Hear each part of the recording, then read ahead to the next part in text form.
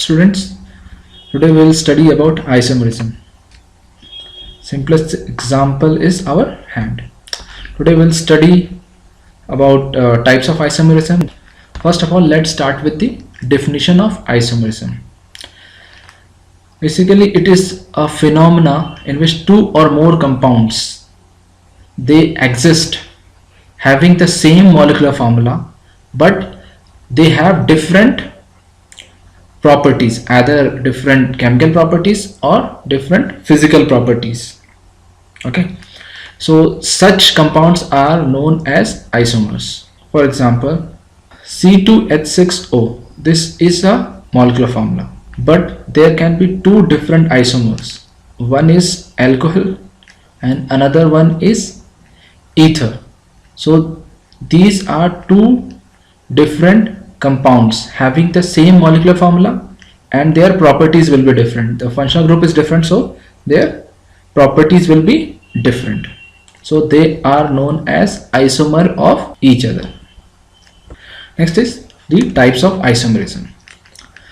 Isomerism is divided into two types. First is structural isomerism, second is stereoisomerism.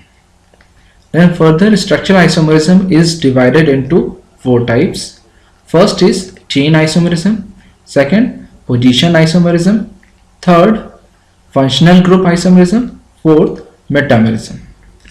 Then again, stereoisomerism is divided into two types. First is geometrical isomerism and second is optical isomerism.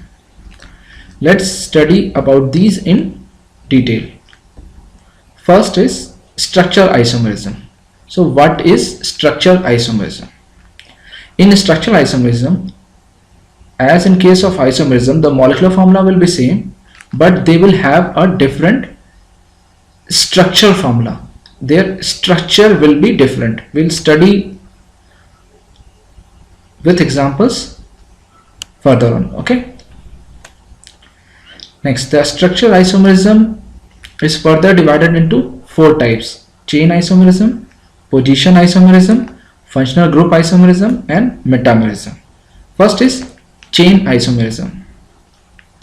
Here the main carbon, there will be difference of the structure formula will be visible in the main carbon chain. The carbon chain will be different. In position isomer, the position of the functional group will be different. In functional group isomerism, the functional group will be different. Like this is alcohol and this is ether, as we studied earlier. Okay.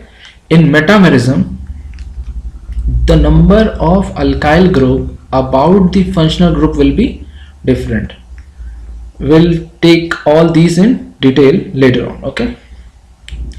Next is stereoisomerism. In stereoisomerism, the molecular formula will be same, but the atoms will occupy different position in space.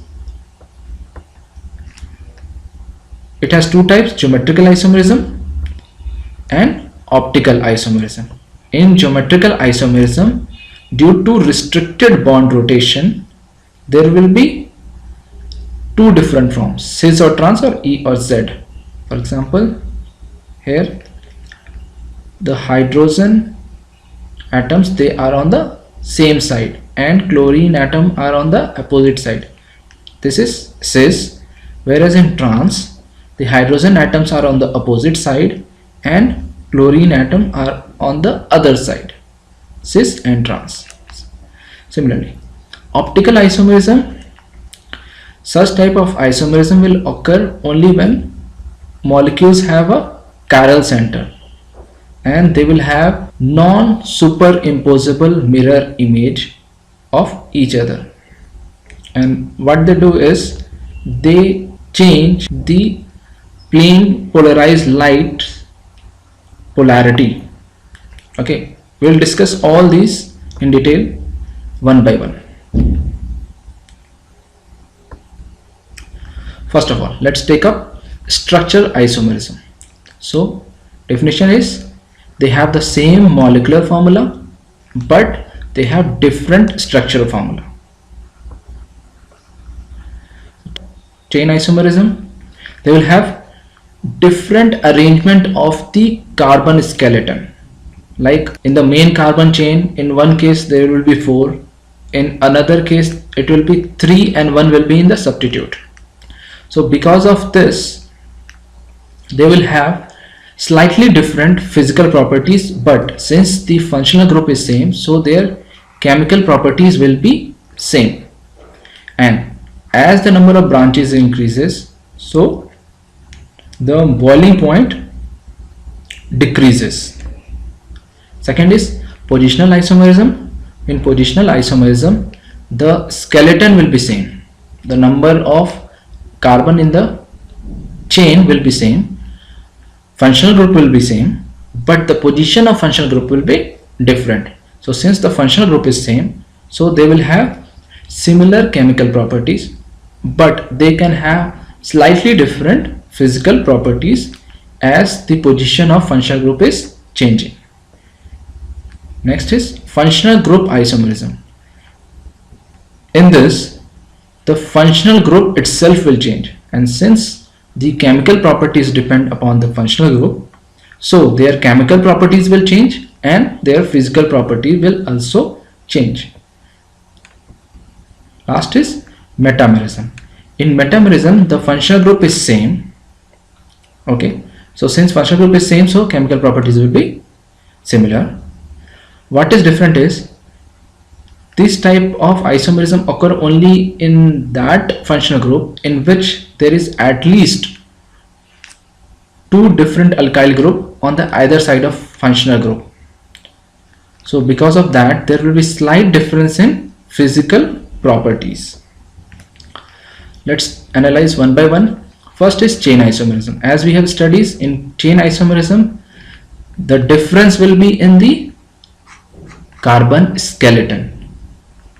Chemical properties, functional group is same, so chemical properties will be similar, but because of branching, the physical properties might change, and as the number of branching increases, the boiling point decreases.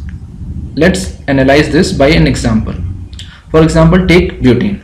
Butane can be a straight chain butane, N-butane. That is, all the 4 carbon, they are the part of the main carbon chain. Another isomer is possible in which there is only 3 carbon atom in the main carbon chain and 1 carbon is at the substituent position, that is 2-methyl propane. So as we can clearly see, their molecular formula will be same. There is no difference in the molecular formula. 4 number of carbon atoms and 10 hydrogen atoms. Clear? So molecular formula is not changing. What is changing is the number of carbon atoms in the chain. Here it is 1, 2, 3 and 4, whereas in case of this isomer there is only 3 carbon atom in the main carbon chain, whereas another carbon atom is at the branched position. Okay, 1, 2, second position. Fine. So because of this, their chemical properties will be same, because both are belonging to the same functional group, both are alkenes. Okay, but their physical property will change because of branching. As you can clearly see, because of branching, their surface area will reduce. Okay, and so there will be lowering of boiling point. Okay, you can also see the density. Which of these will have higher density? Mass is same. Okay, volume, this will have lower volume, this will have higher volume. Density is mass by volume. So if denominator is higher, density will be lower. So density for straight chain will be lower, for branched it will be higher. Okay, So let's analyze the difference between chain isomer. Chemical, will there be any difference? No, because the functional group will be same. What about the physical property? Yeah, there will be slight difference in physical property. For example, density and boiling point. They will show some difference. The boiling point for the straight chain will be higher and branch chain will have lower. Same goes for the density. Density will be higher, as you can see the surface area or the volume is decreasing. So density is mass by volume. Since volume is decreasing, so its density will be higher. Fine. Next, there is a question like, how can you find the number of chain isomer in an organic compound? Okay. For example, C4H10. Okay. So butane, how many chain isomer are possible with this molecular formula? So you can just draw the number of structure and find out how many isomer are possible. So either you can do it randomly. In that case, there is a possibility that you will lose some of the isomer and end up with a wrong answer, or you can follow a systematic approach. So the systematic approach is, first start with the highest number of carbon atoms. Okay, so here in case it is 4. So 1, 2, 3, 4. Highest number of carbon atom in the main carbon chain. Then we can attach the number of hydrogen atoms. Okay, I am leaving the hydrogen atoms, just drawing the number of carbons, and it is self-understood other valency will be satisfied by hydrogen. Like in this case, terminal position, there will be 3 hydrogen, 3, 3, 6, and at these two positions there will be 2 hydrogens, so total 10. Then from the highest number of carbon chain, start decreasing 1 carbon atom. So there are 4 carbon atoms here, so we will decrease by 1, 1, 2, 3, and place the remaining carbon atom at this position non-terminal to it. Like if you attach to the terminal position, it will again give you the same compound. Got it? It is the same compound. Either you attach to this position or you attach to this position.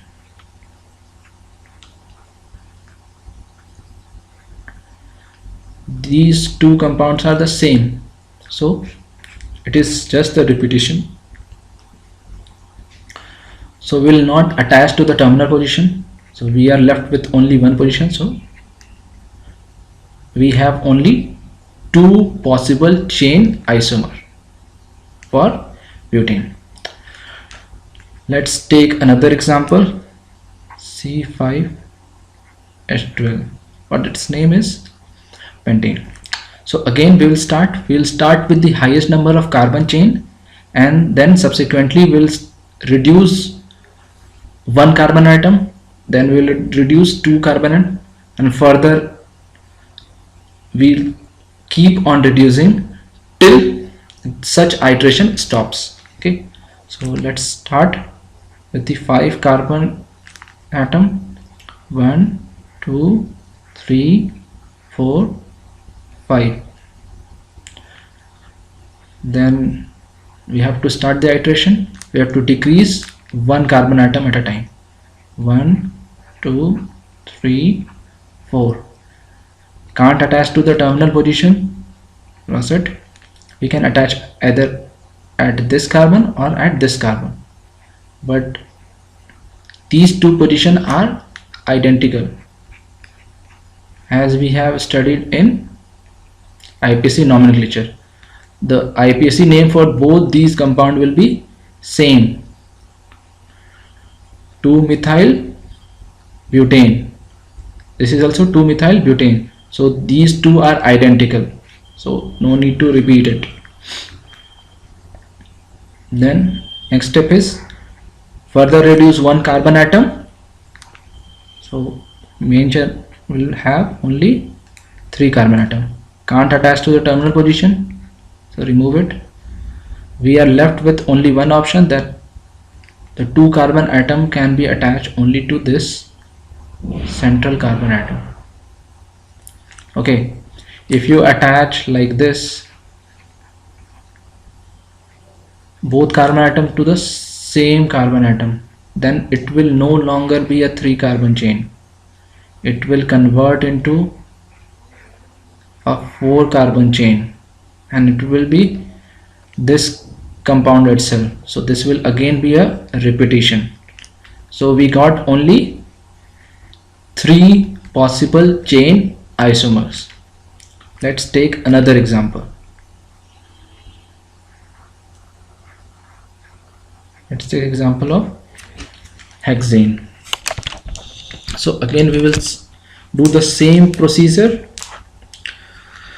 First start with the highest number of carbon atom in a chain. First is 6. 1, 2, 3, 4, 5, 6. Then keep on decreasing the number of carbon atom in the main carbon chain till the iteration stops. So next will be 5. 1, 2, 3, 4, 5, and find all the possible places where the left carbon atom could be attached. So there are 2 possibilities. These 2 positions are identical. So one possibility is attaching to the second position, and the other possibility is attaching to the third position. So 1, 2, 3, 4, 5. Okay, there are no further possibilities, so move on to the further lower carbon chain. So that will be 4, 3, 4. Can't attach to the terminal position, so we can attach one carbon atom at 2 position and one at 3 position, or we can do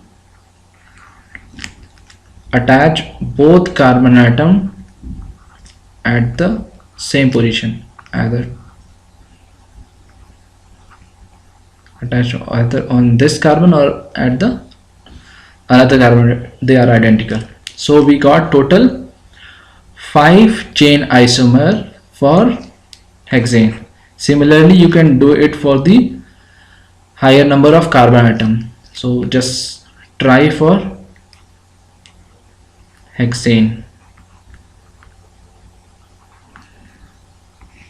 try it yourself, follow the same iteration, and you will get the required result. Clear? So I will sum it up again. Don't draw it randomly, follow the procedure. What is the procedure is, first start with the highest number of carbon atom, okay, then subsequently keep on decreasing one carbon atom at a time, and then with the further lower carbon chain find out all the possibilities by which you can attach the remaining carbon atom at the substituent position, leaving the terminal atoms. Or because if you attach to the terminal atom, as we have seen, you will end up with repeating the compounds, okay, and also avoid attaching at the similar position, okay. keep this iteration till you get no further possibility. Like here it was 4. If we try with 3, 1 2 3, we cannot attach to the terminal position. So there is no possibility by which we can attach 3 carbon atom to the central carbon atom. We can maximum attach only 2. So the iteration stops over here. Keep on till the iteration stops. Generally it will stop at 3rd or 4th carbon atom. Fine. Thank you.